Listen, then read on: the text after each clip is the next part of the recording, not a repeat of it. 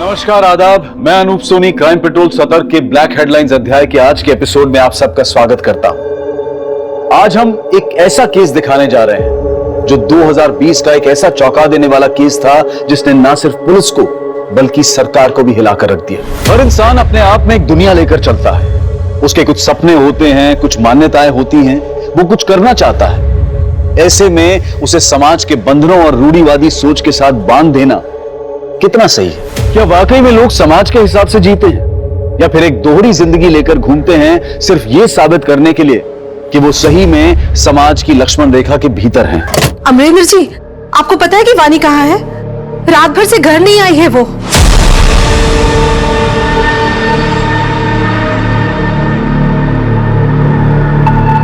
The number you have called is currently switched off.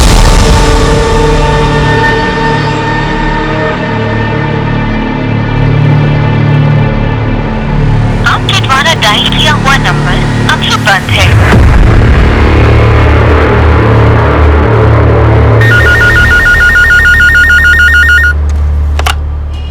Hello,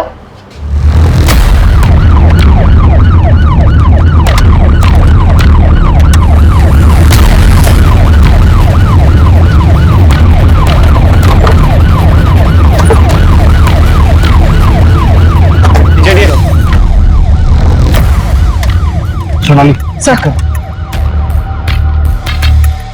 जिंदा है। Ambulance बुलाओ जल्दी। Sir,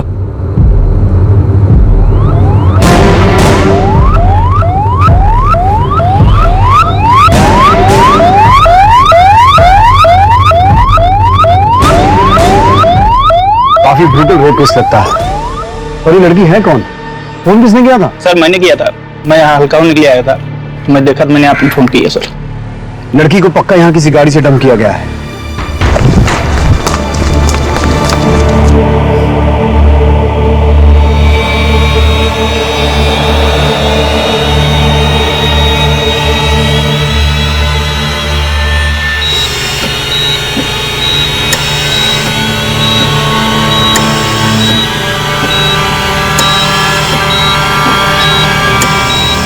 sister, injection.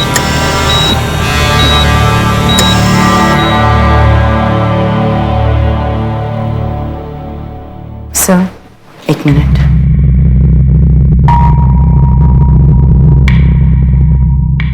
देखिए, फैमिली के लिए ये सब सुन पाना मुश्किल होगा। हमें 4 लोगों के सीमेंट्स के ट्रेसेस मिले हैं और प्राइवेट पार्ट में कांच के टुकड़े भी मिले हैं, जिसकी वजह से काफी ब्लीडिंग हुई है। सामूहिक बलात्कार का केस है। हाथ की हड्डी टूटी है और बैकबोन भी इंजर्ड है। हम अपनी पूरी कोशिश कर रहे हैं। गैंगरेप? किसने किया? कौन है वो लोग? बलात्कार? जी, मैं समझ सकता हूँ कि आप लोग अभी कठिन समय से गुजर रहे हैं, लेकिन जिन जानवरों ने वाणी के साथ ये सब किया है उनका पकड़ा जाना बहुत जरूरी है। इसलिए वाणी कब और क्यों गई थी, कहाँ गई थी, जितनी जल्दी आप ये इंफॉर्मेशन हमारे साथ शेयर कर सकते हैं उतनी जल्दी हम अपनी छानबीन शुरू कर सकते हैं। जी, मैं करण चंदक, मैं एक इन्वेस्टमेंट कंसल्टेंट हूँ। हमारी एक फर्म है चंदक इन्वेस्टमेंट के नाम से। जाने से पहले उसने ना मम्मी ना पापा, इनफैक्ट मेरी भी परमिशन नहीं ली। परमिशन? जी, अपनी परमिशन के बिना मैं उसे कहीं नहीं जाने देता था। ऐसा क्यों? तुम्हारी पत्नी थी। देखा ना सर आपने, मेरी परमिशन के बिना गई, क्या हालत हुई उसकी। वो कहाँ गई आपको पता नहीं? ये कैसे पॉसिबल है? और वो जब भी आपकी परमिशन से घर से बाहर निकलती थी, जाती कैसे थी? गाड़ी से, वो भी ड्राइवर के साथ। जयेश, वो भी गया था साथ में, उसका भी फोन नहीं लग रहा है। जयेश ड्राइवर है लेकिन घर का काम नहीं करता है। अमरेंद्र जी ने जबरदस्त हमारे मत्थे मार दिया था उसे। इतने महीनों से आप क्या काम कर रहे हैं?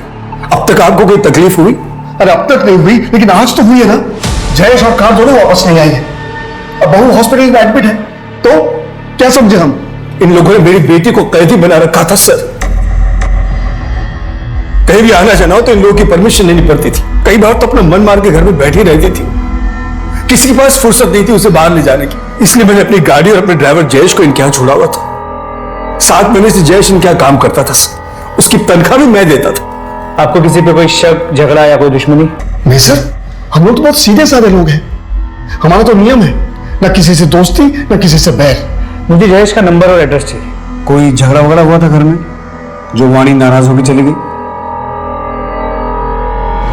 नहीं तो कुछ तो हुआ होगा ना जो वाणी घर से चली गई। याद कीजिए कुछ ऐसा जो हर रोज से अलग हो।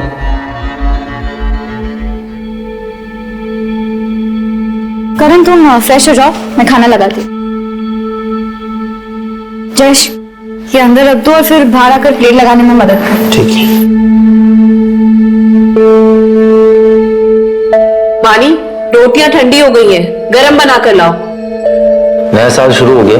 बुकिंग आने से पहले मैंने अपना जो होम स्टे वाला घर है उसका प्राइस बढ़ा दिया। मैं सोच रही थी कि टीवी पर दिखाते रहते हैं कि लोग रेट कंपेयर करके बुकिंग्स करते हैं और हमारे होम स्टे का रेट पहले से ही बढ़ा हुआ है। अब और बढ़ाना शायद सही नहीं होगा। कितनी बार बोला मेरे बीच में मत बोला करो। घर का काम तो तुमसे ठीक से होता नहीं। बिजनेस में डाक अड़ाने के लिए आ गए। करण, क्या है वानी? खाना भी ठीक से खाने नहीं दिया तुमने उसे। नहीं, मैं करता हूं। सर ऐसा कुछ भी नहीं हुआ जो रोजमर्रा से अलग हो। आपकी शादी को कितने साल हो गए? 1 साल से ज्यादा। अभी कुछ टाइम पहले हमने अपनी फर्स्ट एनिवर्सरी सेलिब्रेट की थी। सर ऐसे वक्त में दोनों परिवार में बिल्कुल तालमेल नहीं है। और सर आज के जमाने में वानी को बाहर जाने के लिए परमिशन की जरूरत पड़ती थी। लेकिन उस दिन ऐसा क्या हुआ जो वाणी ने परमिशन लेना जरूरी नहीं समझा? और इस मायके के भरोसे वाले ड्राइवर जयेश का कितना भरोसा किया जा सकता है? अभिषेक, जयेश की डिटेल्स निकालो और चंदक फैमिली के घर का सीसीटीवी चेक करो।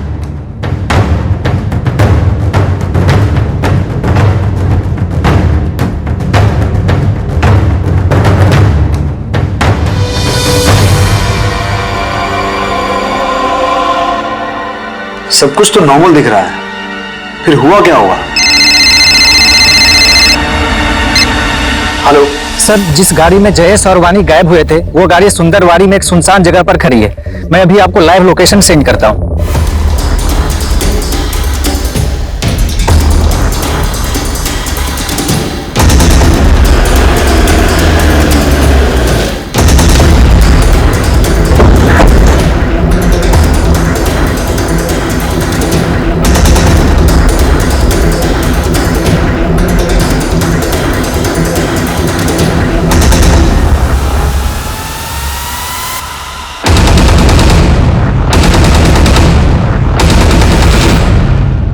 सर गाड़ी पे कोई फोर्स्ड एंट्री के निशान नहीं है। अभिषेक, ये क्राइम सीन नहीं है। वाणी जहां हमें मिली थी वो जगह यहाँ से 60 किलोमीटर दूर है। मुझे लगता है वाणी को यहाँ से किडनैप करके किसी दूसरी गाड़ी में ले जाया गया होगा। सर ये एक फोन मिला है, लास्ट डायल किसी क्लॉडिया का है। हो सकता है ये फोन वानी का हो।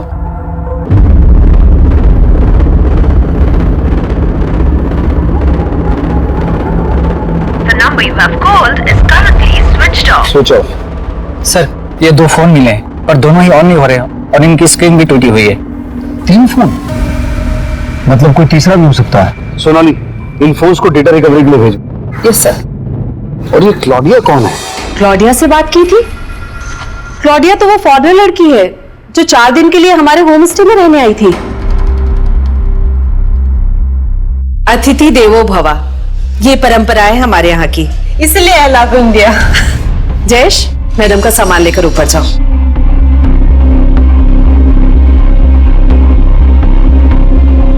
जयेश जी। सुना नहीं? मैडम का सामान लेकर ऊपर जाओ। हाँ माँ जी, मैं लेके जाता हूँ। आइए।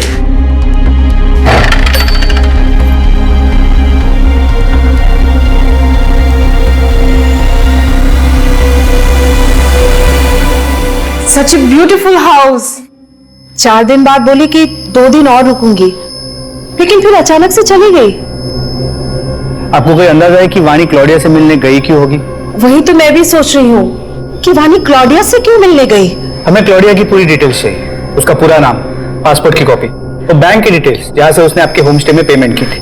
जी सर। वाणी ने क्लॉडिया को कॉल क्यों किया होगा? और फिर ऐसा क्या हुआ जो वाणी के साथ ब्रूटल गैंग रेप हुआ और अब जयेश और क्लॉडिया दोनों गायब हैं? मुझे लगता है वाणी के ससुराल वाले हमसे कुछ छुपा रहे हैं। इन सबकी डिटेल निकालो, खास करके उसके पति करण की, और इस क्लॉडिया के बारे में और इंफॉर्मेशन निकालो। और इसके अलावा अमरेंद्र ने जो जयेश का एड्रेस दिया है उस एड्रेस पे जाके पता करो एक बार। सर।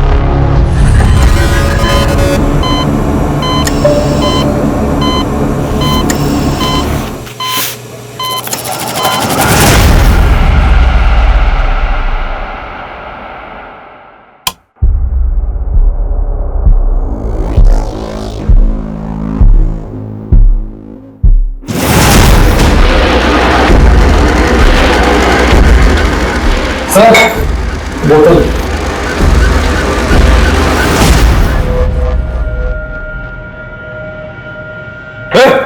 नवीन, उठ उठ। अरे कहां गए वो सब? किशोर, किशोर, उठ उठ उठ। क्या हुआ तुम लोगों को? कहां गए वो सब? भाई वो तो भाग गए। भाग गए? अब मैं क्या जवाब दूंगा? कैसे भागे? मेरा करने का मन हुआ तो मैंने हाथ पैर और मुंह खोल दिए थे। कब भागे वो? कब भागे? भाई वो अभी थोड़ी देर पहले। अरे यार खड़े क्या? चल चल ढूंढते, निकल चल। सर, जो 2 फोन हमें मिले थे उसकी डेटा रिकवरी हो गई है सर। उसमें से एक फोन क्लॉडिया का था और दूसरा जयेश का। मतलब ये बात तो कंफर्म हो गई कि उस दिन जयेश और वाणी के साथ कार में क्लॉडिया भी थी। सर क्लॉडिया के सभी डिटेल्स को चेक किया। पिछले 1 साल में वो 3 बार टूरिस्ट वीजा पे इंडिया आ चुकी है। और जयेश के घर में हमें कई मैगजीन्स मिले जिसमें मॉडल्स फॉरेनर्स थे। तो ऐसे लगता है कि जयेश फॉरेनर्स से काफी ऑब्सेस्ड है। तो हो सकता है उसने उस दिन वाणी का रेप किया, लेकिन मेडिकल रिपोर्ट्स के हिसाब से वाणी का रेप 4 लोगों ने किया था। तो बाकी के 3 लोगों को हमें जल्द से जल्द ढूंढना होगा। और इस क्लॉडिया के बारे में मुझे एसपी साहब को इन्फॉर्म करना पड़ेगा, क्योंकि किसी फॉरेन नेशनल का गायब होना पॉलिटिकली सेंसिटिव मामला है। जय सर। जय सर, वाणी रेप केस में डेवलपमेंट हुई है। एक क्लॉडिया नाम की फॉरेन नेशनल भी वाणी और जयेश के साथ थी। जहां से हमें वाणी की कार मिली थी उसके आसपास कोई सीसीटीवी नहीं है और अभी तक जयेश और क्लॉडिया को किसी भी चेक पोस्ट या टोल नाके को क्रॉस करते हुए नहीं देखा गया है। इसका मतलब वो लोग अभी भी शहर के अंदर ही हैं। कोई रैंसम कॉल? No sir. एक काम करो, मीडिया को बोलो कि इस केस को रिपोर्ट करें और सिर्फ जयेश और क्लॉडिया की पिक्चर्स ही शेयर करना। इस केस में हमें मीडिया और पब्लिक के सपोर्ट की जरूरत पड़ेगी ताकि हम किडनैपर्स को लोकेट कर सकें। हमें कोई और जगह ढूंढनी होगी इससे पहले कि पुलिस हम तक पहुंचे। मेरे पास एक जगह है। एक जगह ऐसी होनी चाहिए जहां सीधे जंगल के रास्ते में पहुंच जाए। रोड पे जाना खतरे से खाली नहीं, पुलिस चौकन्नी हो चुकी है। और तुझे क्या पता? मेरी उससे बात हुई थी। पहले इसका मुंह तो ढक। भारत भ्रमण पे आई हुई एक विदेशी महिला की किडनैपिंग का मामला सामने आया है। साथ ही एक ड्राइवर लापता है जिसका नाम जयेश है और उसकी उम्र 28 साल है। विदेशी महिला का नाम क्लॉडिया पेट्रोवा है और उनकी उम्र 30 साल बताई जा रही है। अभी तक पुलिस को कोई पुख्ता जानकारी नहीं है कि क्लॉडिया कहाँ है। आप में से किसी को भी इसके बारे में कोई भी इंफॉर्मेशन मिलती है तो अपने नजदीकी पुलिस स्टेशन पर जरूर रिपोर्ट करें। हमारी बातचीत क्लॉडिया की बहन सारा से भी हुई है जो उनको ढूंढने इंडिया आई हुई है। I just want them to find my sister. She has always loved India. How could this happen to her here? सिर्फ दुकान से फोन आया है। उनके पास क्लॉडिया के बारे में एक इंपॉर्टेंट इन्फॉर्मेशन है जो उनकी दुकान के सीसीटीवी कैमरा में कैप्चर हुआ है।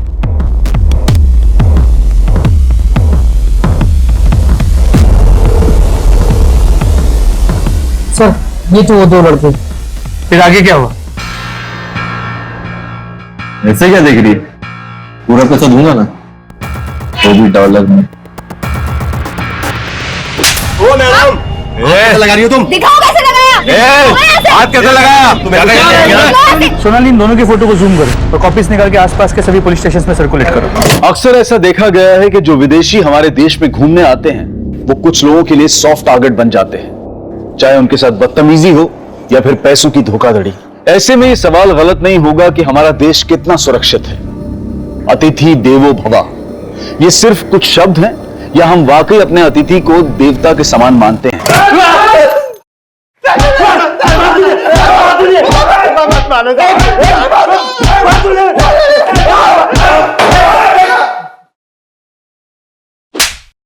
लड़की का रेट पूछेगा तू? मजाक किया था सर। लड़की की इज्जत मजाक है तुम्हारे लिए? तुम जैसे लोगों की वजह से लड़कियां सेफ नहीं है सड़क पर। विदेशी महिलाएं 10 बार सोचती है इंडिया आने से पहले। अब सब कुछ साफ साफ बताओगे या हम अपने तरीके से पूछें? आई शपथ सर, सिर्फ धमकी दिया था सर। हम मानते हैं हमने उन्हें सबक सिखाने का प्लान बनाया था। आगे जाके मंदिर वाली रोड पर उनका वेट भी कर रहे थे। हम लोगों ने वहां उनका 1 घंटे इंतजार किया, तब वो लोग नहीं आए। फिर हमें एक पार्टी में जाना था तो हम वहां चले गए। सर अगर आपको विश्वास नहीं आता तो आप हमारा फोन चेक कर सकते हो सर, उसमें फोटोज हैं सर उस दिन की। अभिषेक, इनका डीएनए सैंपल हो और वाणी की बॉडी से जो सीमेंट सैंपल मिले थे उससे मैच करवा के देखो। अगर ये लड़के सच बोल रहे हैं और सुपरमार्केट और मंदिर के बीच वाले एरिया में ये कांड हुआ है तो हो सकता है कि जयेश और उसके साथियों ने क्लॉडिया को अभी भी उसी एरिया में छुपा के रखा हो। अभिषेक, अपनी एक टीम भेजो उस एरिया की तलाशी लेने के लिए और अपने खबरियों को एक्टिवेट करो। लेकिन वाणी ने क्लॉडिया को कॉल क्यों किया होगा और उससे मिलने क्यों गई? और अगर मिलने गई तो उसका ये अंजाम कि वो हमें इतनी दर्दनाक हालत में मिली? यही तो हमें पता लगाना है। अब क्या जवाब देंगे? इससे मिलिए। ये है हमारी बहू जिसके साथ चार लोगों ने बलात्कार किया है। गायत्री, वो एक हादसा था। समाज हादसा नहीं मानता है। थूकेंगे लोग हम पर अगर उन्हें कुछ भी पता चला तो। जब भी उसे देखता हूं ना तो अलग अलग लोगों के चेहरे याद आते हैं। खिनाती है मुझे इसे छूने में। आप लोगों में से कोई हॉस्पिटल नहीं आया? पुलिस ने उस दुकान जहां दो लड़कों ने क्लॉडिया और वानी को छेड़ा था और जंगल के पास सुंदरवाड़ी इलाके का 40 किलोमीटर से ज्यादा का रास्ता सर्च किया और पुलिस को एक बहुत बड़ी इंफॉर्मेशन हाथ लगी।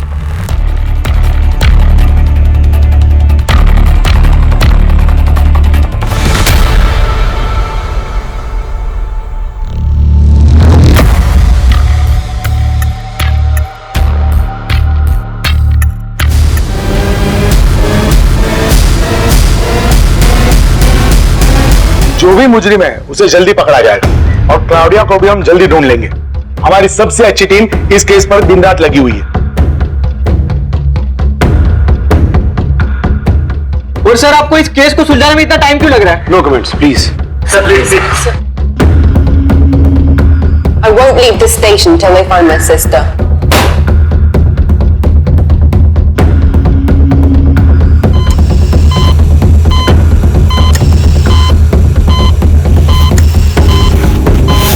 मेरी बहन अब तक नहीं मिली, क्या करें आप लोग? देखिए, हमारी सबसे अच्छी टीम इस केस पर लगी हुई है। जैसे ही आपकी बहन का कुछ पता चलेगा हम आपको बता देंगे, लेकिन तब तक मैं आपसे रिक्वेस्ट करता हूं कि आप प्लीज शांत रहिए और अपने होटल पे जाइए। जय सर। क्या खबर है देशमुख? मुझे मिनिस्ट्री को जवाब देना है। सर, हमारे प्राइमरी सस्पेक्ट जयेश की गोली मार के हत्या कर दी गई। एविडेंस के हिसाब से वाणी का रेप वही हुआ है।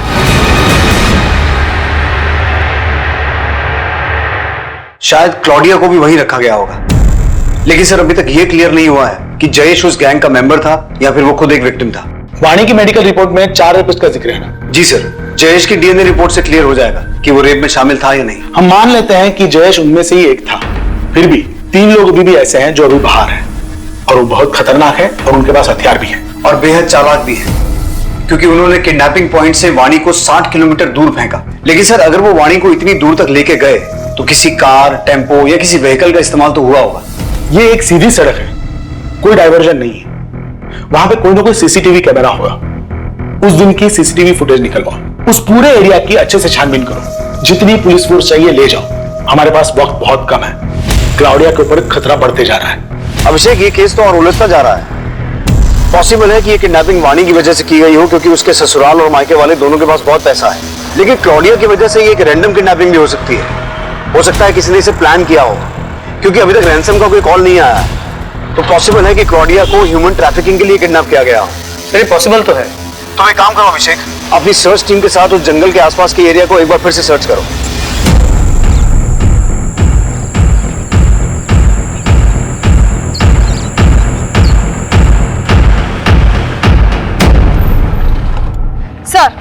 सर, आपका शक बिल्कुल सही था। करण चंदक की कॉल डिटेल्स काफी इंटरेस्टिंग है सर। क्लॉडिया के किडनैपिंग के ठीक 1 दिन पहले करण और क्लॉडिया के बीच में फोन पे बातचीत हुई थी। करण ने क्लॉडिया को कॉल किया था? नहीं सर, क्लॉडिया ने करण को कॉल किया था। अब एक सेकंड वेस्ट किए बगैर बता कि तू क्या छुपा रहा है? सर, वानी मेरी परमिशन लेके घर से निकली थी। क्लॉडिया हमारे होम स्टे वाले घर पर रुकी हुई थी। मैंने उसकी फ्रेंडशिप का गलत मतलब निकाला। मुझे लगा कि वो इनविटेशन दे रही। Thank you so much everyone, it was a wonderful dinner. आप लोगों को मेरी डिश में आना चाहिए। मुझे लगता है आप लोगों को पसंद आएगा। I am sure Karan you will enjoy it. आप लोगों को मेरी डिश में आना चाहिए। मुझे लगता है आप लोगों को पसंद आएगा। I am sure Karan you will enjoy it.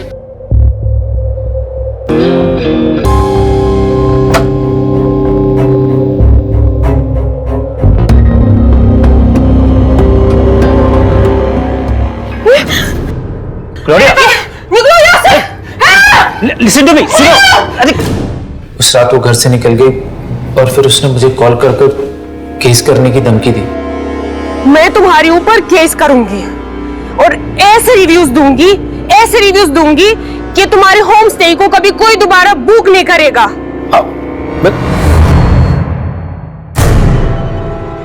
बहुत बड़ी गड़बड़ हो गई वानी, तुम्हें मेरी मदद करनी पड़ेगी। क्लोडिया से तुम्हारी अच्छी बनती है, वो तुम्हारी बात मान लेगी। प्लीज मेरी मदद कर दो। इसीलिए मैंने वानी को क्लोडिया को मनाने के लिए भेजा था। तो तूने अपनी पत्नी वानी को क्लॉडिया से मिलने के लिए भेजा और ये खेल रचा ताकि तू क्लॉडिया को गायब कर दे और वो तेरे खिलाफ कंप्लेंट नहीं कर सके। लेकिन तेरी खुद की पत्नी वानी, उसे गायब क्यों किया? अब सब कुछ सच सच बता, क्या हुआ था उस दिन और क्लॉडिया कहाँ है? सर, मैंने बस कॉल वाली बात छुपाई थी, इसके अलावा मुझे कुछ नहीं पता। सोनाली, इसके हलक में हाथ डाल के इससे सच निकलवाओ।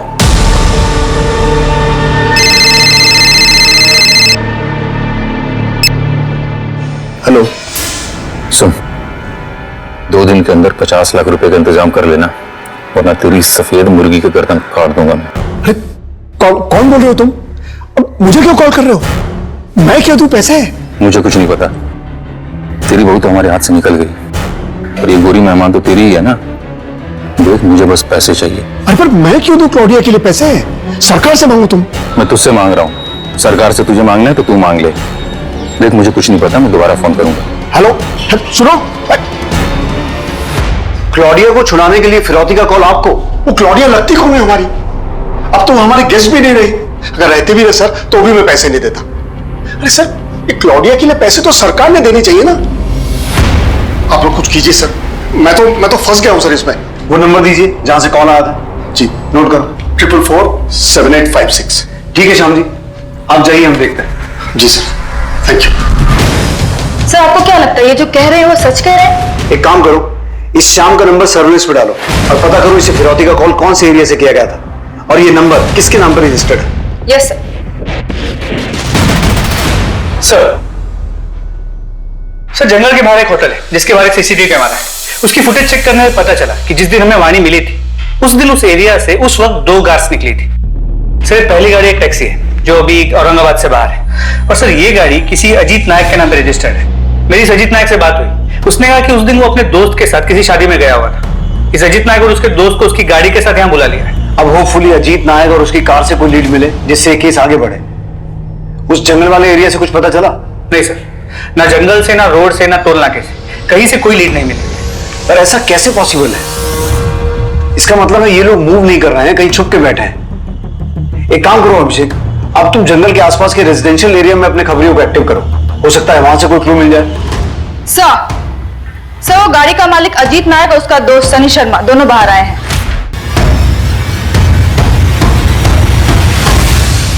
क्या हुआ सर, हमें क्यों बुलाया? इस लड़की को देखा कहीं सड़क किनारे या किसी को इसके साथ कुछ गलत करते हुए? नहीं सर। ये खरोंच कैसे आई? सर, वो घर में पालतू बिल्ली है ना। शर्ट निकाल। शर्ट क्यों सर? बताऊंगा क्यों, शर्ट निकाल।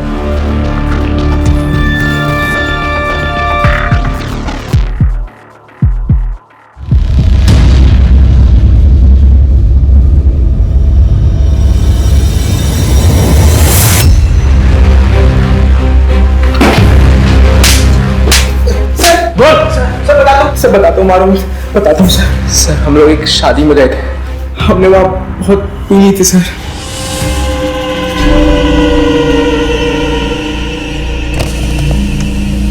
उस लड़की को देखकर हमारी नीयत खराब हो गई थी सर। हमने उसे गाड़ी में बिठाया और फिर हमने उस लड़की ने तुमसे मदद मांगी थी। अगर हैवानियत की जगह इंसानियत दिखाई होती ना तो आज हॉस्पिटल में वो अपनी जिंदगी के लिए लड़ नहीं रही होती। अपने बाकी 2 साथियों के नाम बोलो। 2 साथी? नहीं सर, सिर्फ हम दोनों थे, सच कह रहा हूं सर। कौन थे दो? बोल, बाकी दोनों के नाम बता। सर, वाणी के 4 रेपिस्ट में से हमने 2 को पकड़ा है, लेकिन उन्हें क्लॉडिया के बारे में कुछ नहीं पता।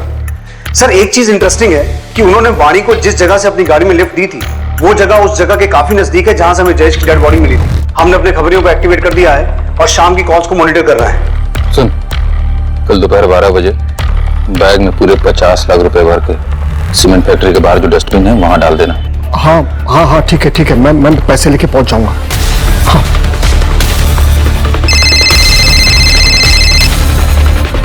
हेलो सर, अभी मुझे फिर से फिरौती के लिए कॉल आया था और मैंने बिल्कुल वैसे ही किया जैसा आपने कहा था। सर, अब तो आपको यकीन हो गया ना? अब तो मेरे बेटे करण को छोड़ दीजिए।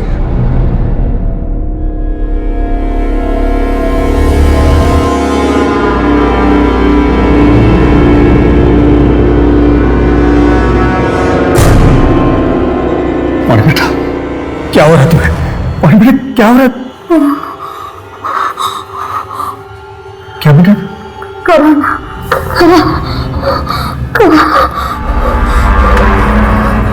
कितना चिल्लाती है तू? मिर्ची तो तू खाती नहीं है, फिर खाती क्या है? बे, हाँ? अगर मैं 2 घंटे के अंदर नहीं आता हूं तो इसको मार के फेंक देना जंगल में।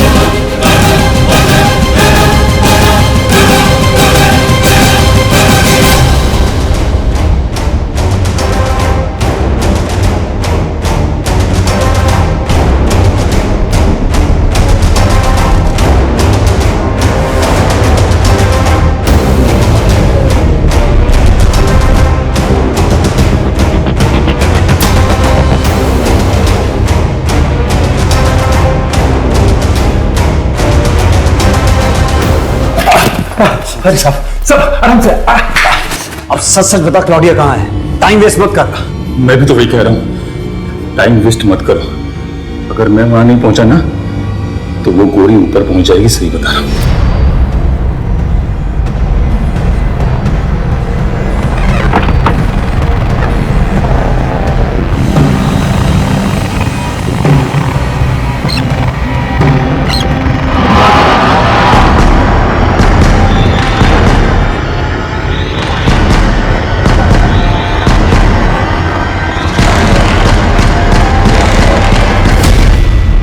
इतना टाइम हो गया रमेश को, देखना फोन लगा कि कहाँ रह गया वो।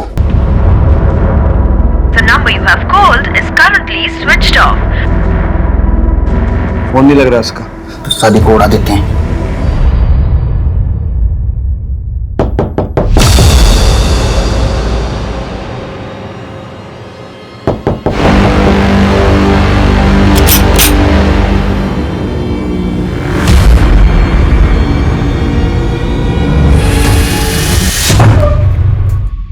क्लॉडिया, मैं तुम्हारी तकलीफ समझ सकता हूं, लेकिन उस दिन हुआ क्या था?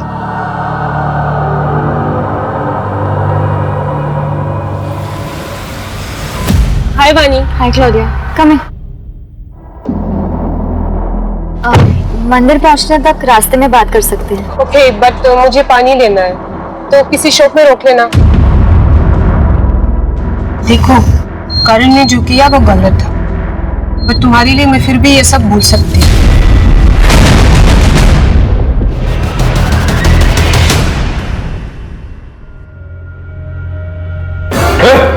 नमिल, उठ, उठ, उठ, क्या हुआ तुम लोगों को? भाई वो तो भाग गए। अरे यार, अरे क्या, चल चल ढूंढते, निकल चल। मुझे नहीं पता कि वानी किस तरफ भाग रही थी। मैं और जयेश हम बस भाग ही रहे थे। रमेश, अब तेरा खेल खत्म। बता तेरा मास्टरमाइंड कौन है?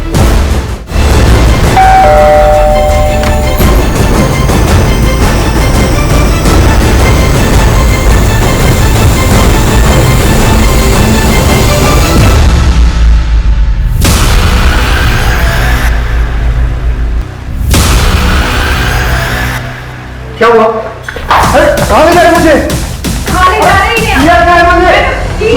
सर मैंने कुछ नहीं किया, मेरे बेटे ने भी कुछ नहीं किया। आंखों के सामने रहते ही खूब अच्छे से धूल झोंकी। पिछले साल बहुत बड़ा इन्वेस्टमेंट किया था ना, जिसमें तुम्हारा सारा बिजनेस डूब गया। इसीलिए तुमने ये प्लान रचा। वाणी और क्लॉडिया दोनों को किडनैप करने का प्लान था। लेकिन तुम्हें यह कैसे पता चला कि दोनों कब और कहां एक साथ मिलेंगे? सर वो मैंने वाणी और करण को बात करते हुए सुन लिया था।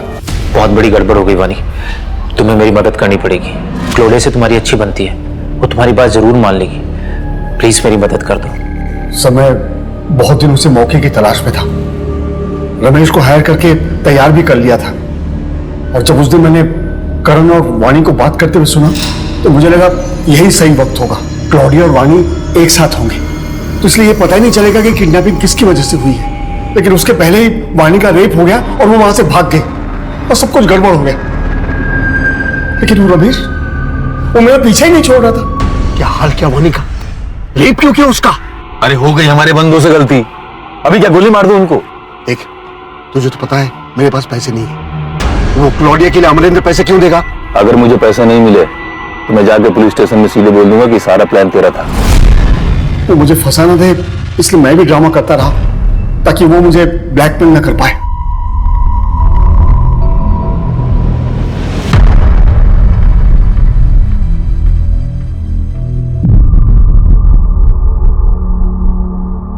अजीत, सनी, किशोर, नवीन,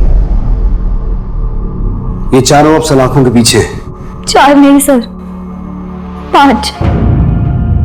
मेरी जिंदगी में 4 रेपिस्ट नहीं 5 रेपिस्ट हैं। बाहर क्या, मेरा रेप तो मेरे घर में ही हो रहा था। क्यों कोई आदमी किसी औरत को छूने से पहले उसका मन जानने की, उसकी हाँ कहने की परवाह नहीं करता? पति की हर इच्छा के आगे पत्नी अपने घुटने टेक देती है।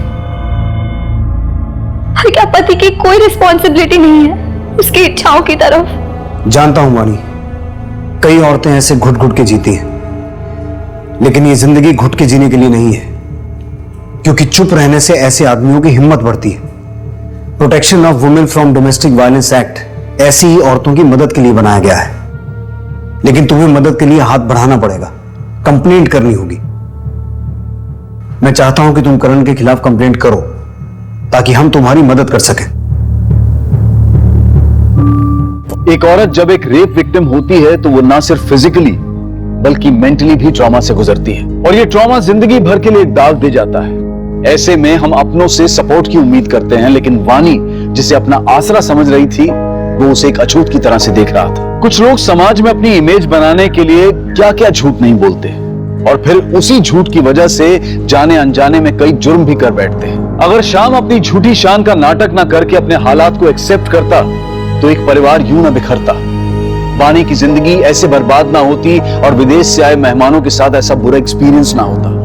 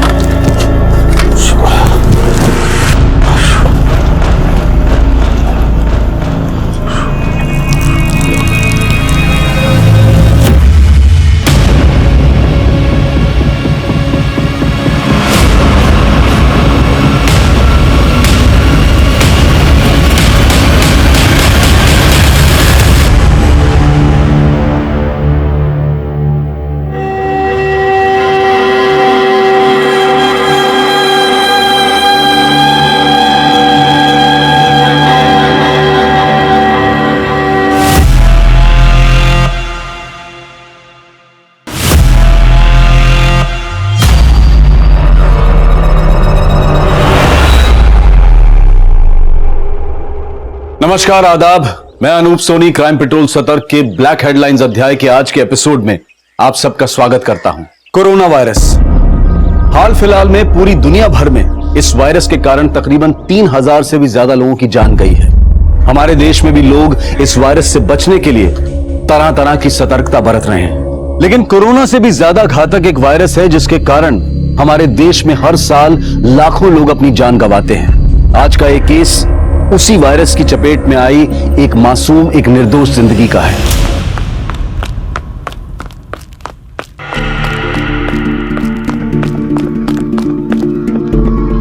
उषा, धीरे दौड़ो, गिर जाओगी। धीरे। ऊपर होगा संगीता।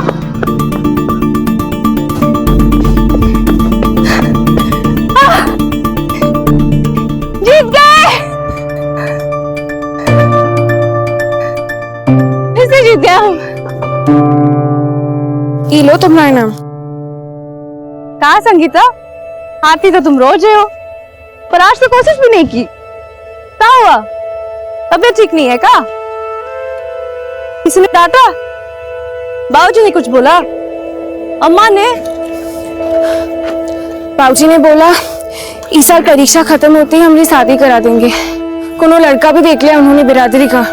अरे तो बोलो अपने बाबूजी को कि तुमको शादी नहीं करनी है इतनी जल्दी। पहले पढ़ाई करोगी, फिर नौकरी करोगी, उसके बाद अगर कोई लड़का मिला तो देख लेंगे ना। रहने दे हमारी पुटी उषा। हमारे बाबा मिले थे थोड़े बाबा से उस दिन, बोल रहे थे तोरी शादी भी इस साल करा देंगे, वो भी जून से पहले पहले। कुछ भी बकवास कर रही है, ऐसा कुछ हो ही नहीं सकता। मत मान हमारी बात, जा पूछ ले अपने बाबूजी से। लड़का भी देख लिया उन्होंने। पर हमको शादी नहीं करनी है, हम तो चाहते हैं कि हम। हमारे चाहने न चाहने से कुछ नहीं होगा। तू चाहे कितना ही तेज क्यों ना दौड़ ले, समाज की दीवार नहीं लांघ सकती। हम इतनी आसानी से हार नहीं मानने वाले। तुम चलो, साइकिल हम चलाएंगे।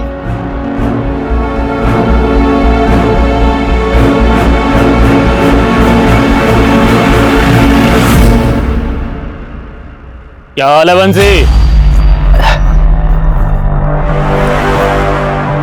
राम राम मालिक। चाय पियोगे? नहीं नहीं मालिक। गोपाल, क्या सुन रहे जी? तुम लोग जानवर का लाश उठाने से मना कर दियो। हड्डियां बूढ़ी हो चुकी है मालिक, वो अपना बोझ तो उठता नहीं है, तो जानवरों का कहाँ से उठाएंगे?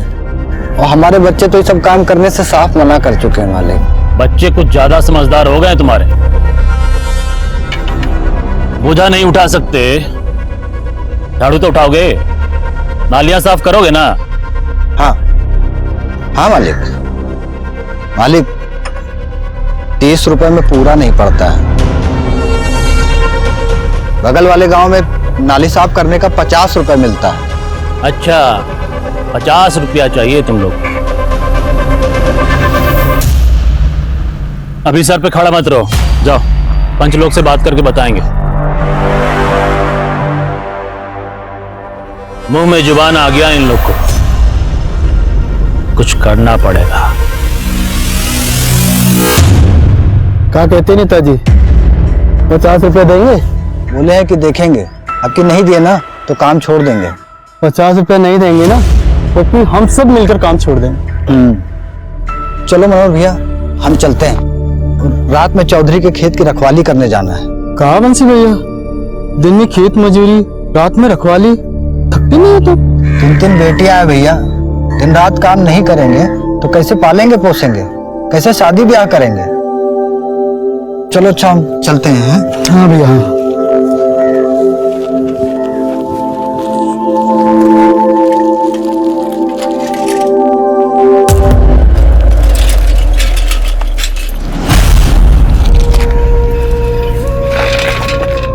संगीता तुम घर जाओ।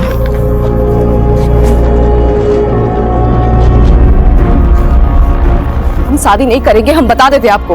हमको पहले पढ़ाई करनी है, फिर नौकरी करनी है। हमने पहले ही मना कर दिया था ना आपको शादी के लिए। लेकिन हम मना नहीं कर पाए, अच्छा रिश्ता सामने से आया था, कैसे मना करते? तो अच्छा खासा दहेज भी मांगे होंगे, कहाँ से देंगे इतने दहेज? हाँ वो हम देख लेंगे। तुम्हारी 2 बहनें और हैं, तुम्हारी शादी हो जाएगी ना तो हमारा बोझ बोझ कम हो जाएगा ना हमारे जाने से। बाबूजी आप फिक्र मत कीजिए, अब से ना ज्यादा बोझ नहीं बनेंगे हम आप पे।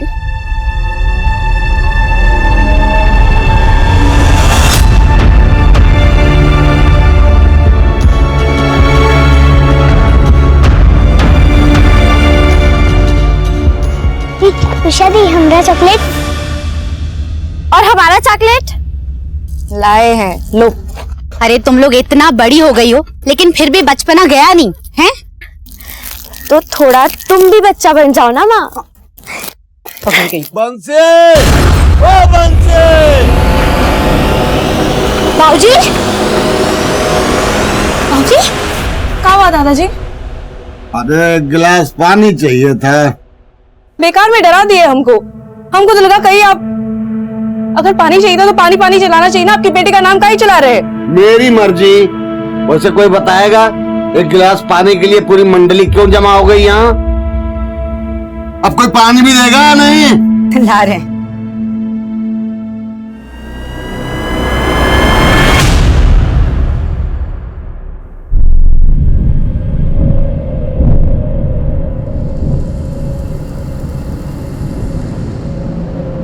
रुक काहे गई उषा? प्यास लगी है, पानी पी के आते हैं। ठीक है, तू जा पानी पी कर आ, हम चले रेस जीतने। तुम निकलो आगे, हम फिर भी तुमको ओवरटेक कर लेंगे। देख लेना। देखते हैं।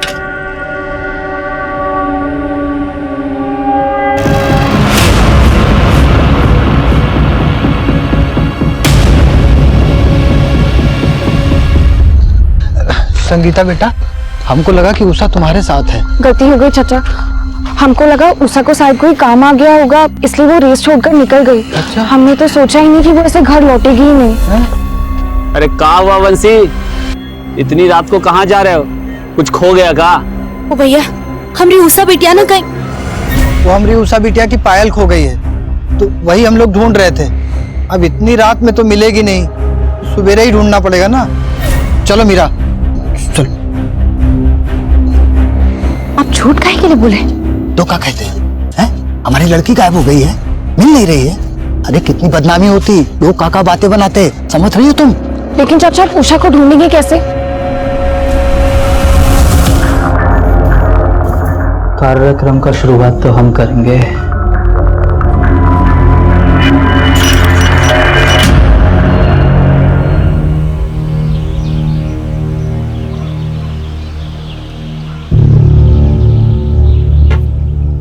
दो दिन हो गया, अब बहुत हो गया। अब हमको पुलिस को बताना होगा उषा के बारे में। लेकिन बाबूजी, जरा सोचिए कितनी बदनामी होगी इन बच्चियों के लिए। तो बंसी, नालियों का कचरा साफ कर करके तेरे दिमाग में भी कचरा भर गया है। तेरी खोखली इज्जत बिटिया की जान से बढ़कर है। तो बैठ, हम जा रहे हैं गांव वालों के साथ थाने। बैठो रही तू।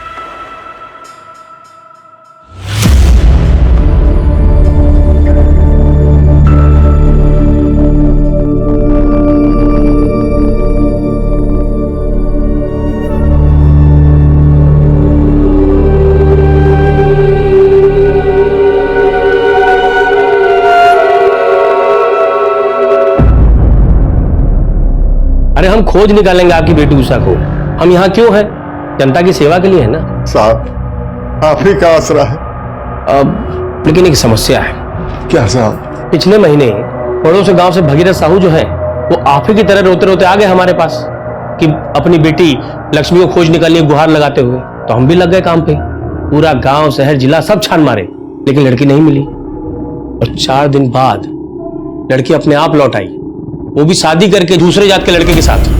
हमारी उषा ऐसी नहीं है साहब। अरे हम कब कहे कि उषा ऐसी है, लेकिन शिकायत दर्ज करने से पहले थोड़ा जांच पड़ताल कर लें। क्या है कि कॉलेज और मोहल्ले में किसी लड़के के साथ, अब उम्र भी तो फिसलने का है ना। फिर भी आपको अगर शिकायत कराना ही है तो हम तो यहाँ पे हैं ही, आ जाइएगा।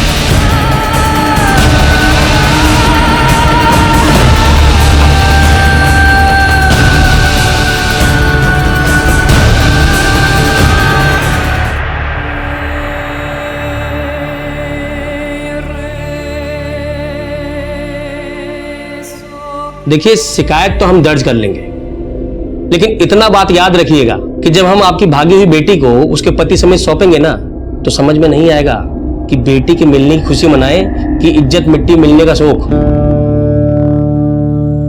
सोच लीजिए, आपस में विचार विमर्श कर लीजिए।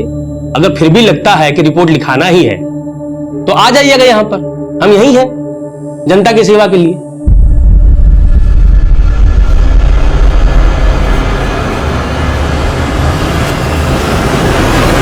ओ संगीता, अरे संगीता, कहाँ खोई हो? कब से बुला रहे हैं तुम्हें? कुछ नहीं, दिमाग में ऐसे ही कुछ चल रहा था। अच्छा, उषा का कुछ पता चला?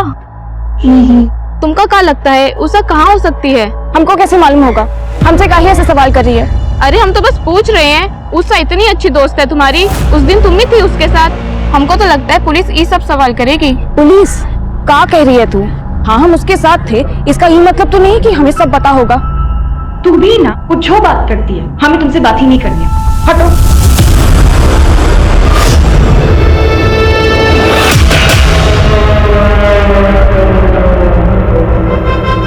बाबूजी, हम संगीता से बार बार पूछे, वो बोली कि उषा की किसी लड़के के साथ दोस्ती थी ही नहीं। हमें तो लगता है पुलिस हमें डरा रही है ताकि हम शिकायत न दर्ज करवाएं। मेरी मानो, शिकायत दर्ज करवा देते हैं। ठीक है बाबूजी। हाँ साहब, हमने सोच लिया साहब, हमें शिकायत दर्ज करवानी है। ठीक है, जो जनता जनार्दन चाहे। वैसे आप लोग का गांव माखनपुरा है ना? जी साहब। तब तो गड़बड़ हो गया। क्या है ना कि माखनपुरा हमारे थाने के अंडर नहीं आता। तो हम क्या करें साहब? आप लोग एक काम कीजिए, दौलतपुरा पुलिस स्टेशन चले जाइए।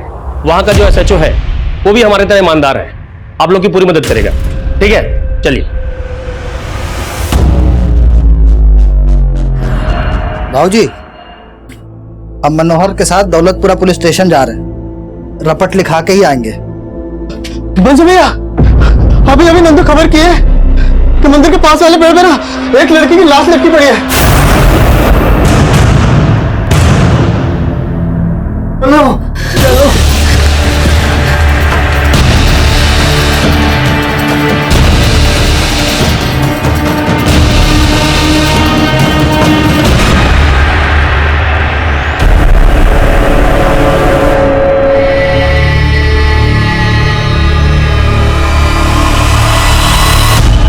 अरे रुक जा। अम्मा! नहीं अम्मा! अरे हमारी पीटी उषा देख, निकाल दी तुम्हारा काटा। पागल लड़की। खून निकल रहा। हाँ तो हम पोंछ दे रहे हैं अभी।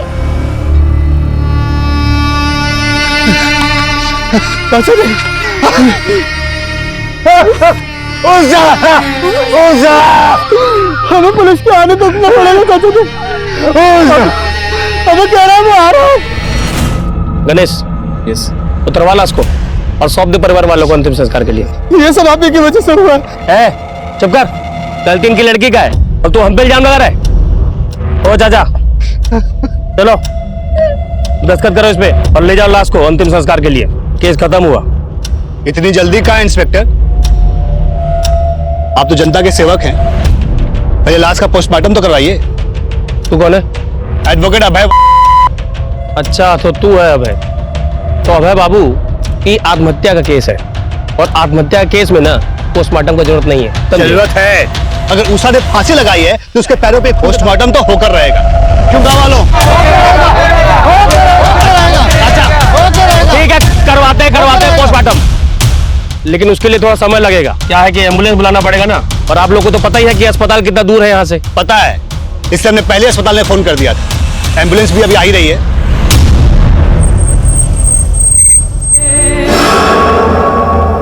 गणेश प्लीज, तू भी जा साथ में।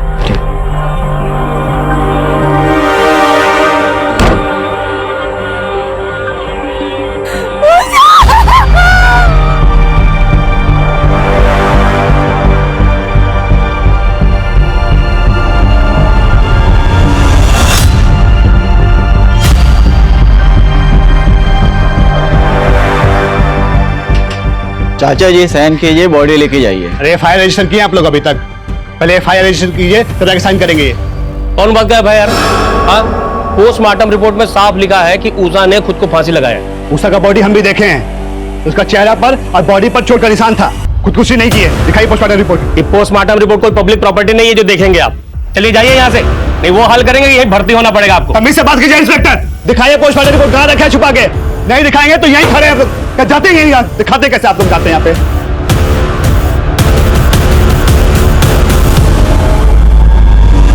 लखन जी आप लोग जिद छोड़ दीजिए, बॉडी गल रही है। ठीक यही होगा कि आप लोग जल्द से जल्द उषा का अंतिम संस्कार कर दे। डॉक्टर साहब, हम लोगों में कुंवारी लड़की को जलाया नहीं जाता।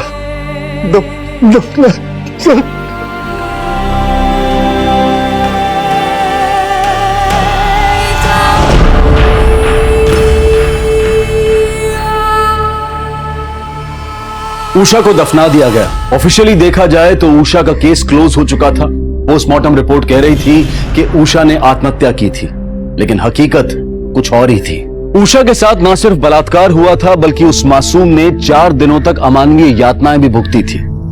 कौन थे दरिंदे और क्यों हुआ था उषा के साथ इतना भयानक अपराध? इन सारे सवालों के जवाब मिलने अभी बाकी थे, लेकिन सच की एक फितरत होती है कि उसे कितना ही क्यों न दबा दिया जाए, पर आखिरकार वो सतह पर आ ही जाता है। एडवोकेट अभय का वीडियो वायरल होने लगा था।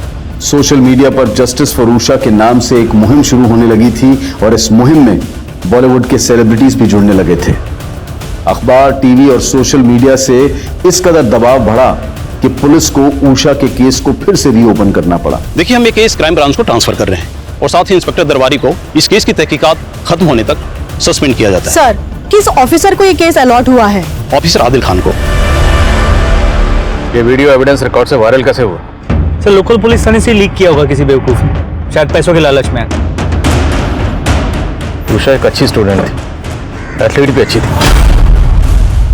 5 दिन बाद उसकी लाश मिली पेट पर लटके हुए। सबसे पहले हमें उषा का पोस्टमार्टम दोबारा करवाना होगा। सर, कम से कम ये तो अच्छा हुआ कि उषा की बॉडी को जलाया नहीं गया, लेकिन बॉडी का पोस्टमार्टम करने के लिए उसे फिर से बाहर निकालना होगा, पर इसके लिए हमें परिवार की मंजूरी लेनी होगी। बात करते हैं उसके घर वालों से। काफी मेडल जीते थे उषा ने। अब इन सब बातों का कोनो फायदा नहीं है साहब, हमें हमारे हाल पे छोड़ दीजिए। लाखन जी, मैं आपकी नाराजगी समझता हूँ। नाराजगी नहीं, गुस्सा है साहब, हमें गुस्सा है। उषा के जीते जीतो आप लोगों ने कुछ किया नहीं, अब उसके मरने के बाद उसकी कब्र खुदवा के काहे उसकी आत्मा को कष्ट पहुंचाना चाहते हैं? जब तक हम पोस्टमार्टम नहीं करवाएंगे, हमें उषा की मौत की असली वजह पता नहीं चलेगी, और जब तक वजह पता नहीं चलेगी, हम इस केस में आगे कैसे बढ़ेंगे? चाचा जी, उषा को इंसाफ दिलवाने के लिए हमें कोशिश तो करनी होगी। ठीक है साहब, हम तैयार हैं। लखन जी, मैं वादा करता हूं, इस बार उषा को इंसाफ जरूर मिलेगा।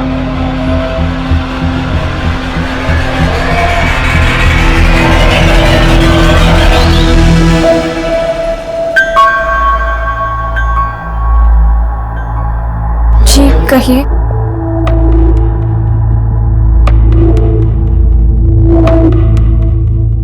जिस दिन उषा गायब हुई थी, हम उसके साथ थे। क्या होता उस दिन? डरो नहीं, बोलो। उस दिन उषा और हम रेस लगा रहे थे। उषा पानी पीने के लिए रुक गई और हम आगे चले गए। बहुत देर तक जब वो नहीं आई तो हम वापस चले गए। वो वहां नहीं थी। पुजारी जी से भी पूछा, उनको भी कुछ पता नहीं था। हमको लगा कि वो घर वापस चली गई होगी, तो हम घर चले आए। तुम्हें किसी पे कोई शक है? उसका कॉलेज में किसी के साथ कोई झगड़ा हुआ हो या कोई एक तरफा प्रेमी? जी नहीं। अच्छा, हमें उषा की माँ ने बताया कि तुम उषा की सबसे पक्की सहेली थी, सच है? तो अगर तुम्हें कुछ भी याद आए या कुछ भी ऐसा है जो तुम हमें बताना चाहो तो हमें जरूर बताना।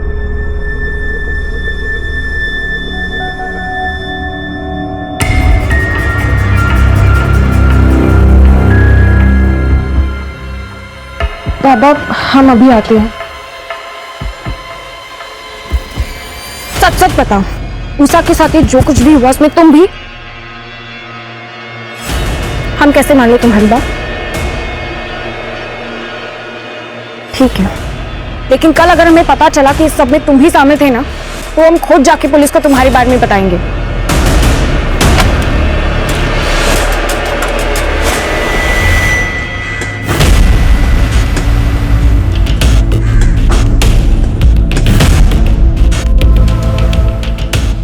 मौत गले की हड्डी टूटने से हुई थी।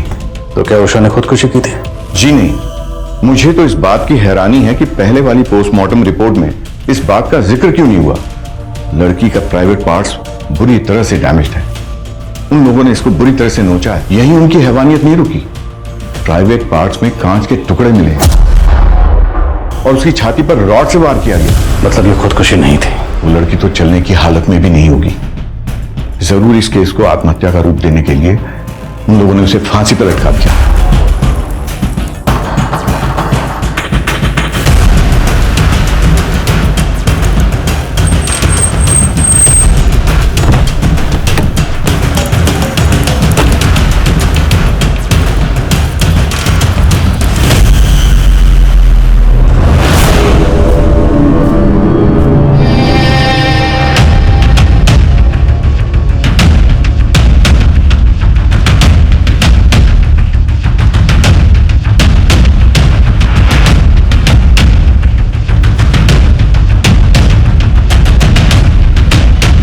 लाश को इतनी ऊंचाई पर ले जाकर टांगा गया। एक दो लोगों का काम नहीं है, पक्का 2 से ज्यादा लोग हैं और हो सकता है पूरी प्लानिंग पहले से की गई हो। सर इस केस को बुरी तरह लिपा पोता गया है। अनुज अगर लिपा पोता गया है तो हम उसे साफ करेंगे और क्लू नहीं है तो क्लू ढूंढेंगे, लेकिन हमारे डिपार्टमेंट पे जो धब्बा लगा है उसे मिटाना है हमें। फिर इस मंदिर का पुजारी उषा की बॉडी मिलने के बाद से गायब है। और ये तो मुझे अब बता रहे। आई एम सॉरी सर, लेकिन उस पुजारी के पीछे हमने खबरियों को लगा दिया है। ढूंढो उस पुजारी को, हो सकता है उसने उन लोगों को देखा हो। ये पुजारी मुझे जल्द से जल्द हिरासत में चाहिए। जी सर।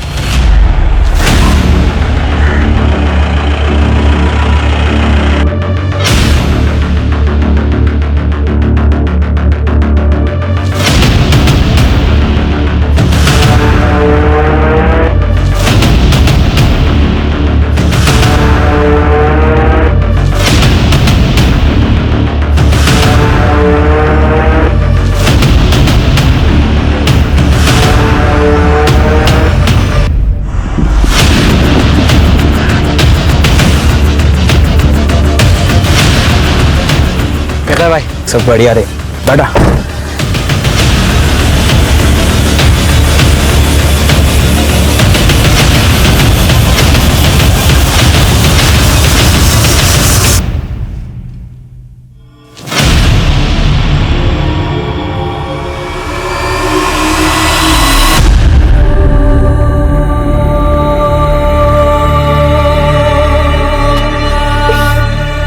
कहा दादाजी, काहे इस प्याज के पीछे पड़े हो? अरे हम कहाँ पीछे पड़े हैं, ये प्याज हमारे पीछे पड़ा है। रुला दिया कम बखत ने। कहाँ बनाना है आपको, हमको बताइए, हम बता सकते हैं। छोड़ो छोड़ो ये सब। अरे हमें अपने लिए नहीं, तुम्हारी माँ को अचानक नानी के पास जाना पड़ा और यहाँ बच्चियाँ भूखी हैं। अरे तो बुला लिए होते ना हमको, हम तो वैसे भी संगीता के घर पे टीवी देख रहे थे। अरे आप बैठिए, पूजा कीजिए, ये पेट पूजा का जिम्मा ना हम पे छोड़ दीजिए, ठीक है? जाओ।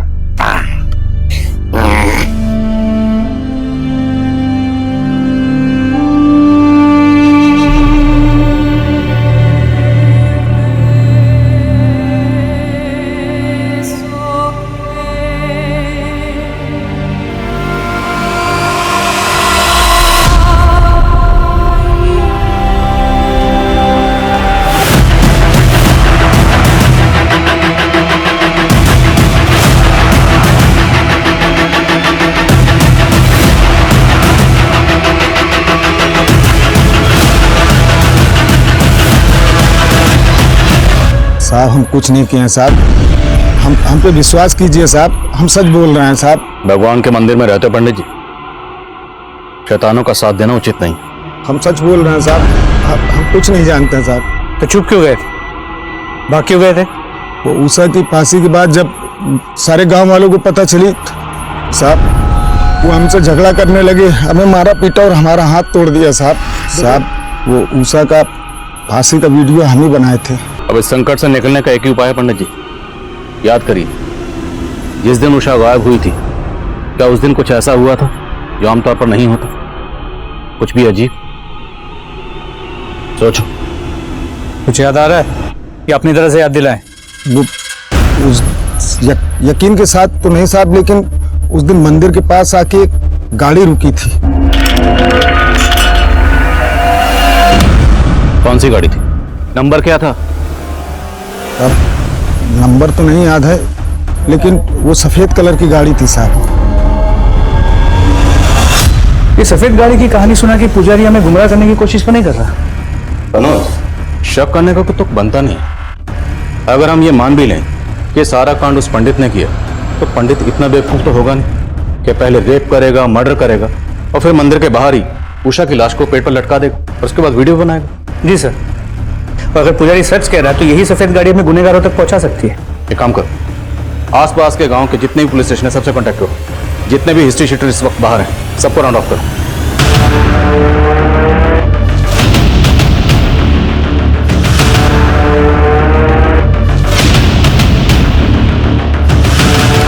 सर, संगीता के पीछे जो खबरी लगाए थे उन्होंने इंफॉर्मेशन दी है। संगीता फोन पे किसी को धमकी दे रही थी और उषा के मर्डर के बारे में बात कर रही थी। संगीता से दोबारा मिलना पड़ेगा। उषा ने शायद किसी अपने से ही धोखा खाया।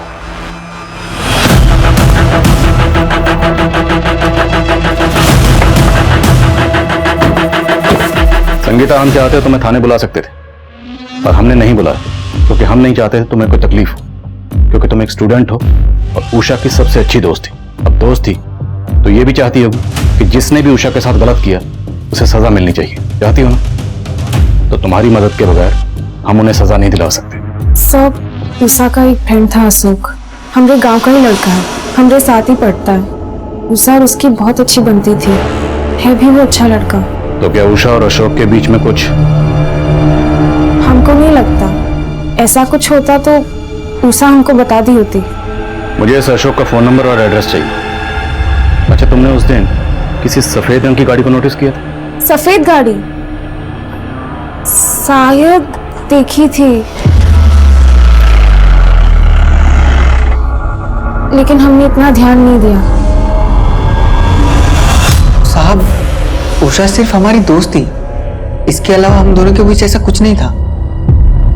हमारा ध्यान तो सिर्फ पढ़ाई में ही रहता था। फिर संगीता को ऐसा क्यों लगता है कि उषा के साथ जो कुछ भी हुआ वो सब तूने किया है? क्या संगीता ने आपको ऐसा कहा? वो तो हमें बहुत अच्छे से जानती है, वो ऐसा कह ही नहीं सकती साहब। ठीक है, जा, लेकिन जरूरत पड़ी तो दोबारा बुलाएंगे। हाँ साहब।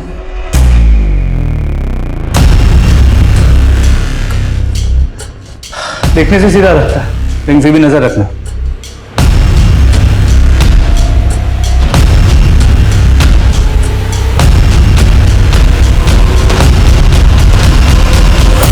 साहब, धोल विहार गांव में देखिए, वहाँ का इलाका काफी सुनसान है। वहाँ सफेद रंग की कार रात को कई बार देखी गई है। साहब, हमने ही नहीं, हमारे अलावा काफी लोगों ने देखी है। धोल विहार? कहाँ पे है जगह?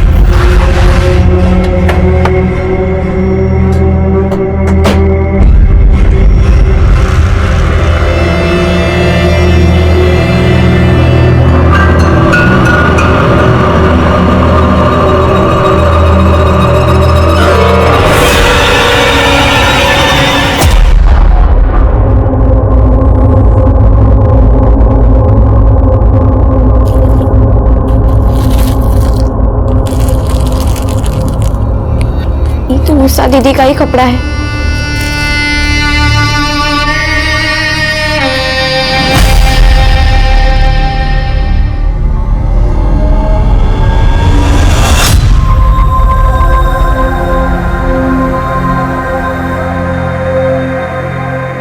हाँ बेटा, हाँ दिखा। उषा, तुम कहती थी ना कि चप्पल पहन के दौड़ना बहुत मुश्किल होता है। देखो, हम तुम्हारे लिए क्या लेके आए हैं। ये कहाँ से मिला आपको बाबूजी? अरे छोड़ ना, तू पहन। इसको पहन के ऐसा रहेगा जैसे कि हम उड़ने वाले हैं। इसीलिए तो तुम्हारा नाम उषा रखे हैं, पीटी उषा के नाम पे। जब तुम मैदान में दौड़ोगी ना तो सब लोग चिल्लाएंगे ऊषा ऊषा ऊषा ऊषा ऊषा ऊषा ऊषा। ये हमारी उषा का ही जूता है। सर एक लोकल पॉलिटिशियन है त्रिलोक राजपूत। ये बंसी और उसके बिरादरी के लोगों से चिढ़ा हुआ था क्योंकि ये लोग दिहाड़ी बढ़ाने की मांग कर रहे थे। बुलाओ इसे थाने। सर तुम यहाँ क्या कर रहे हो? तुम्हारा सस्पेंशन तो अभी खत्म नहीं हुआ। खान साहब हम गलत नहीं है, हम माकनपुर के हवा पानी मिजाज से अच्छी तरह वाकिफ हैं। ये गांव वालों को तो ऐसे ही चलता रहता है। अब आप सोच लीजिए कि अगर केस सॉल्व नहीं कर पाए ना तो बहुत जगह सही होगा। तुम मेरी फिक्र छोड़ो, अपनी फिक्र करो। एक बार सबूत मिल गया ना तो सबकी हवा पानी टाइट कर दूंगा। सदियों पुराना बात कर रहे हैं आप इंस्पेक्टर। वो मामला कब का हवा हो चुका है। हम खुद पंचों से मिलके बंसी और उसके साथियों का मजदूरी कब का बढ़वा दिए। फिर भी बात चुभी तो होगी आपको। कल तक जो लोग आपके सामने नजरें झुकाकर चलते थे अब सीना तान कर चल रहे हैं। बुरा तो लगता होगा।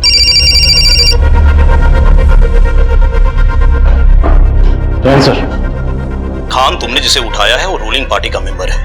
आई नो तुमने कुछ सोच समझ कर ये कदम उठाया होगा, लेकिन मुझे ऑलरेडी 2 फोन्स आ चुके हैं ऊपर से। देखो अगर तुम्हारे पास कोई ठोस सबूत है तो छोड़ो मत उसे, वरना फिलहाल के लिए उसे जाने दो और उस पर नजर बनाए रखो। सही वक्त पर उसे धर लेना। ठीक है सर, अब से जो भी गिरफ्तारी होगी सबूतों के साथ ही होगी। जय जय चलिए नेताजी।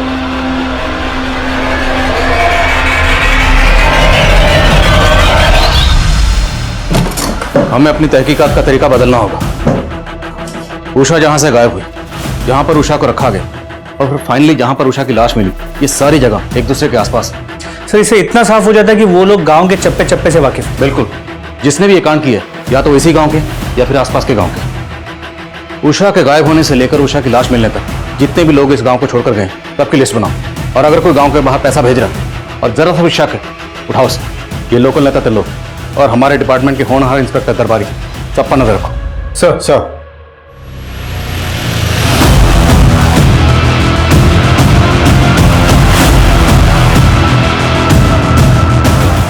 सर ये उन 15 लोगों की लिस्ट है जो लोग गांव से बाहर गए। इन सब के बारे में पता किया, 13 लोगों से बात भी हुई, क्रॉस वेरीफाई भी की। सब अपनी बताई हुई जगह पर ही थे। सर लेकिन इनमें से 2 नंबर क्रॉस चेक नहीं हो पाए। ये दोनों कॉलेज स्टूडेंट है, सुजीत सिन्हा और दर्पण सिन्हा। हमने इनके कॉलेज में इंक्वायरी की तो पता चला कि 15 दिन से वो कॉलेज नहीं आ रहे। इन दोनों के कॉल डिटेल्स निकलो। जी सर, इन दोनों के कॉल डिटेल्स में कॉमन नंबर है, किसी कमल चौहान का। जिस दिन उषा गायब हुई थी सुजीत, दर्पण और कमल तीनों के मोबाइल की लोकेशन मंदिर के पास की है। सर उसके बाद लगातार 5 दिनों तक इन तीनों की लोकेशन उसी जगह की थी जहां पे उषा को रखा गया था और टॉर्चर किया गया था। ये लोग जहां भी हैं ढूंढ निकालो इन्हें। उषा के कातिल यही। सर तीनों के फोन स्विच ऑफ है, इसलिए करंट लोकेशन का पता नहीं चल पा रहा। लेकिन 3 दिन पहले सुजीत का फोन कुछ टाइम के लिए स्विच ऑन हुआ था और उसकी लोकेशन थी पुणे का विट्ठल नगर। पुणे? क्यों खान साहब पुणे जा रहे? आ गए तुम, मालूम था। दर्शन देने जरूर आओगे। समझाने आए सर। आप तो एक केस के लिए आए, खत्म होते ही चले जाएंगे। रहना हम ही को यहाँ पर है। काहे संतुलन बिगाड़ रहे हैं सर? कैसा चल रहा है, चलने दीजिए। तुम्हें कुछ कार मैकेनिक का या कोई और काम आता है, सीख लो, काम आएगा, क्योंकि तुम्हारी नौकरी अब जाने वाली।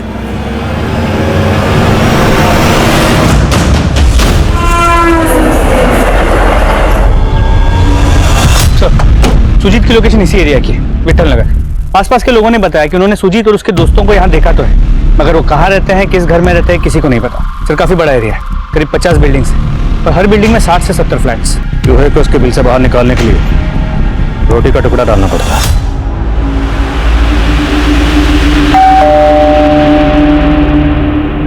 हाय मैम, हम आर्थर पिज्जा से। हमने आपके एरिया में एक नया आउटलेट खोला है और हम यहाँ सर्वे के लिए आए। कुछ सवालों का जवाब दीजिए और ये पिज्जा आपका फ्री, साथ में कोल्ड ड्रिंक का वाउचर भी। तो मैम आपके घर में कितने लोग रहते हैं? मैं रहती हूँ, मेरे हस्बैंड है और मेरी डॉटर। और कोई गेस्ट वगैरह हैं? नहीं, कोई गेस्ट तो नहीं। Thank you ma'am. ये आपका पिज्जा और ये आपका कोल्ड ड्रिंक का voucher. Thanks ma'am. Sir room number 409 negative.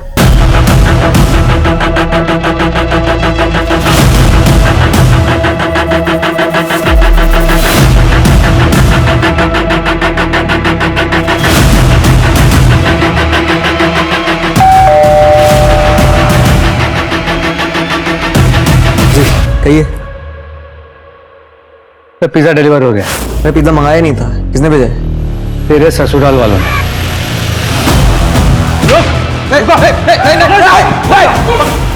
नीचे बंदूक नीचे, बंदूक नीचे, बंदूक नीचे।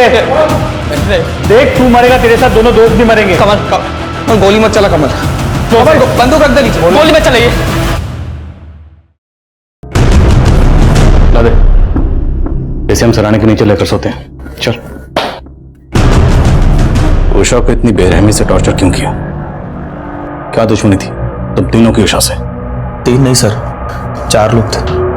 चौथा कौन? अशोक।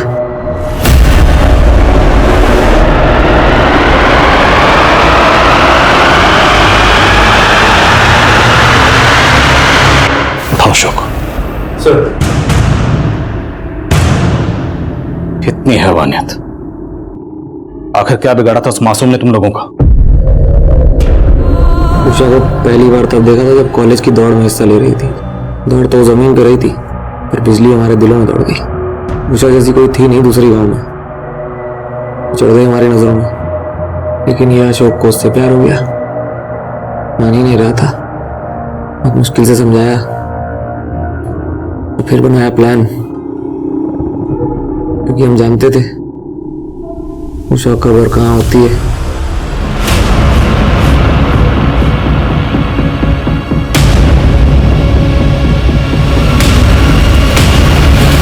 सर, मजा किया उसके साथ। मजा करना तो अलग बात है, लेकिन वो थी तो दूसरे जात की। उसको उसकी औकात भी दिखानी थी। पढ़े लिखे, हवा में दौड़े, उनकी औकात सिर्फ गटर में जाने की बनी है। इसलिए मार दिया उसे।